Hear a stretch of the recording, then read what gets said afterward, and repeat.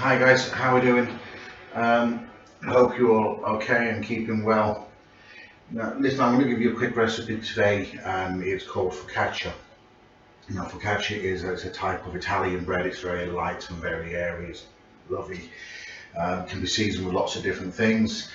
We use herbs. We can use olives, basil or rosemary or sun-dried tomatoes. Lots of different ways of doing it. Okay. And I'm just going to show you a quick simple one right now. So we're going to start out with 110 mils of warm water, okay? And into our warm water we're going to add 2 sachets of a dried fast action yeast. They're 7 grams each, that's 14 grams altogether, okay? Now the reason I put them into warm water is if you put it into cold water or hot water, you'll kill it, okay? So we're going to put it into warm water. That's going to help wake him up, okay? And also the other thing that yeast needs is yeast needs food. On here I have a tablespoon, a heaped tablespoon of sugar, sorry. Now you can use caster sugar or you can use granulated sugar. It's up to yourself, doesn't really matter. He's not fussy, he's going to eat it all anyway. We're going to put that in there, and then we're going to give him a little stir around. Now the idea is we want to try and knock all of the yeast underneath the water so it can all get a good old feeling, a good old drink, okay? And try and make sure it doesn't get stuck around the edges of your vessel, your pan, or mixing jug, whatever it is that you're actually using, okay? So we're going to knock them down. Now at the minute, I don't know if you can see that, that's just kind of like a grey water, okay? Not very appetizing, but in a minute, as soon as he starts feeding, you're going to see bubbles and you're going to see white foam almost like sitting on top, and that just lets you know that the yeast is alive, the yeast is feeding, the yeast is happy, and that's when he's ready to use. Now that can take up to 10 minutes, but with the fast action it shouldn't take that long, okay? It should only take a few minutes. Now you can, if you have a mixing bowl or mixer, you can use that for this recipe. I like getting my hands in, I like feeling what I'm doing, so I'm just going to go straight with a bowl and we're going to mix it using the claw. Just go around and around like that, and that'll help it all bring all together. So we have in here 640 grams of plain flour, okay? He's going to go in. Again, just 2 quick points. 1, make sure your flour is sieved, make sure there's no lumps, make sure the air gets all the way through it, and make sure you wash your hands before you start, okay? Now, as soon as we've added a lot of sugar, we're going to add a little bit of salt as well. This is an even tablespoon of salt. Do not heap it, otherwise it'll taste too much of salt, and then you're going to ruin it. And then our last ingredient here is oil. Okay, this is about 20 tablespoons of oil.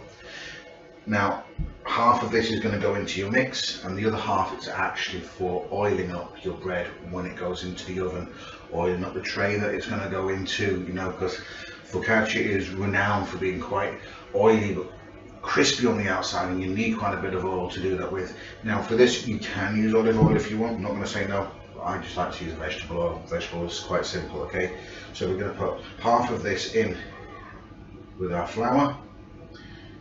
We're going to sit the other half aside for when we get our baking tray, okay? Now he's starting to come alive now. I can see the bubbles on top.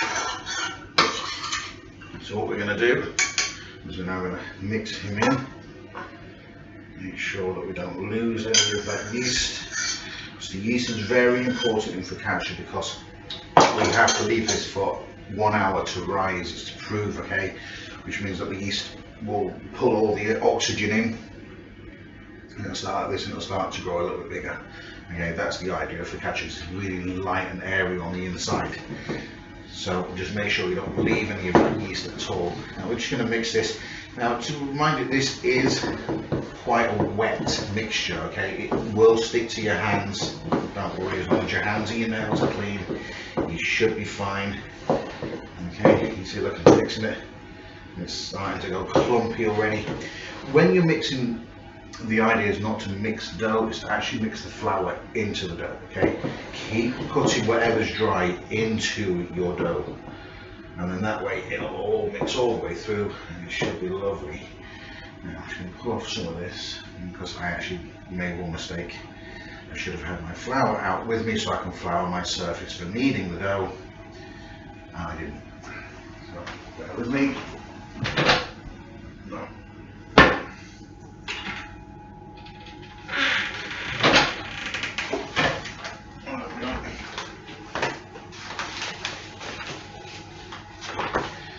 Now, I'm not going to put my hand in that bag because that won't be very hygienic.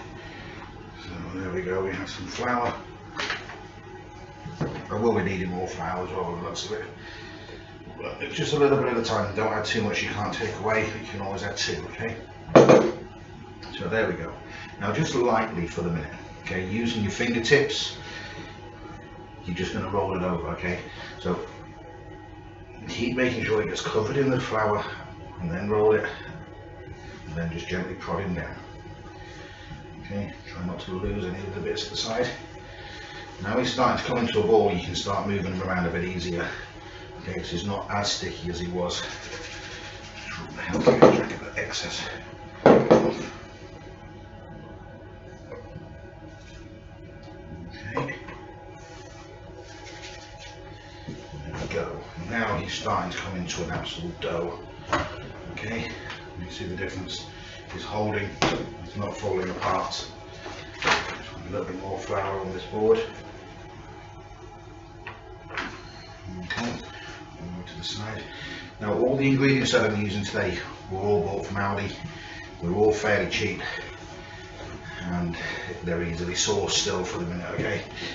So now, when you fold them over, use your fists to pound him down again, okay? You're not beating it up, you're just pushing him back down. And what's that doing is that is getting rid of the gluten within the bread that holds it all together. So there's some breads that you need to keep the gluten in, like if you're making scones or such like, because they're quite dense. Whereas a focaccia should be full of air holes. So you want to just keep on kneading him. Now again, if I was to have used the mixer, this would have taken half the time because I could have just left it on the mix and then it would have done most of this for me. But I like to do it by hand, always. Okay, so you can keep on doing this. Now, whilst this is happening, we have the oven preheating to make sure that in an hour's time it's up to 220 degrees, okay? 220 degrees, and it's going to get baked for half an hour. Okay, keep on kneading him. Now it will start to get sticky again, and if it starts actually sticking to your hands, you can just keep on using a little bit more flour. Okay, because we want it to be sticky a little, just not sticky enough to be sticking to you. Okay, yeah. Now that's looking good. Now if you can spend 7 minutes, 8 minutes kneading the bread, then that's really good. I don't have that kind of time, so I'm going to kind of call him now, okay? So with your fingers, you're just going to stretch him out, okay? And I'm going to show you why in a second. Oh, it's still sticking again. Flour that surface so it won't stick anymore. Okay, there we go. Turn him over. The other side can get floured.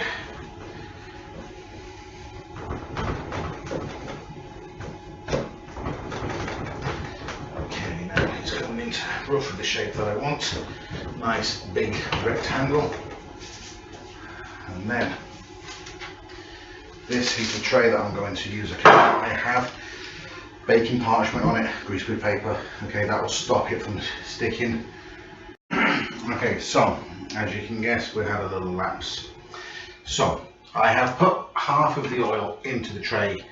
That's going to stop it from sticking. It's also going to help to give it a lovely crust underneath. Okay, so I don't need to mess around with it too much. Now we're just going to roll him into our tray. Make sure he goes through all the corners. It's nice and full. There we go. So corner to corner, looking good. I don't need them. Now, this is rosemary, guys. I'm going to be using a little bit of rosemary in this.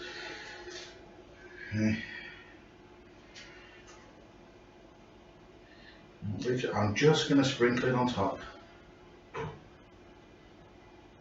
As I said, you can put black olives in this, you can put sun-dried tomatoes in this, you can put basil. There's loads of different things that you can put through this. Meat, if you want a bit of lardons or something like that. Okay, I'm just going to keep it simple just for the exercise of showing you guys. So that will help flavour all the way through. And now the rest of the oil. Okay, a lot of oil there, but it will get drank up by this bread. It's not going to sit on top of it, okay? There we go. So now, he's nicely oiled. The flavourings are evenly spread out, not just all in one clump. And what's going to happen is I'm going to leave him now. I'm going to cover him up with something, tea towel, or even a bit more baking parchment. I'm going to leave him for an hour to sit. And what will happen is he'll keep on drawing the air in and he'll rise up, or what's called as proving, okay? And once he's proved and has drawn all the air in, then we're going to bake him and we'll have a look like what he looks like when he comes out, okay? Right, thanks a lot. I'll be back with you. Hi guys, welcome back. Now I'm just going to quickly show you the focaccia before it goes into the oven, okay? So as you can see, this has literally doubled in size. It went in about this big and now it's about this big. There's an awful lot of air in there, okay? So we're going to be very gentle with him. We don't want to push him. If you push him, all the air is going to escape. And we're going to put him now in the oven. It's on 220 degrees and he's going to get baked for about half an hour. And he should be very crisp and almost dark on the outside when he comes out, okay? Not too dark, don't want to burn him. So just keep half an hour. When it comes to around 25 minutes, take a little look at him. Nice, crispy, job done, okay? So we're going to slide him in now and I'll come back to you. Hi guys, welcome back. So our focaccia has been in the oven now for 220 degrees for about half an hour. So it should be really crispy underneath, really nice and crispy on top with all the oil that we added into it. And it should be full of air on the inside. Okay, so we're going to take him out now. We'll have a little look at him. As always, have a little spatula at the side. You never know it's going to come in handy. Okay, so as you can see, nice and brown. Sounds hollow. Yeah, that's what you want. On your wire rack, okay, you're going to place him on your wire rack. What the wire rack does is it helps him to cool from the top and the bottom at the same time, and it stops it sweating, because if it sweats it's just going to go really doughy on the inside. It's going to not be very nice. So I didn't bring a knife with me, just to see. Okay, we're going to cut into a bit of this here. Nice, crispy. I can smell that rosemary as well. It smells absolutely lovely. And you see on the inside, see how nice, big, airy and white it is. Absolutely perfect. That's exactly what you want in your focaccia. Now, remember, you can add black olives into this, green olives into this, sun-dried tomatoes, vine tomatoes, cherry tomatoes. You can add basil, you can add cheese. There's so many different things you can do with this. If you have any questions, drop us an email, let me know, and take a look for the recipe. Guys, send me any pictures of any foods that you've done, and I wish you all the best. Good luck.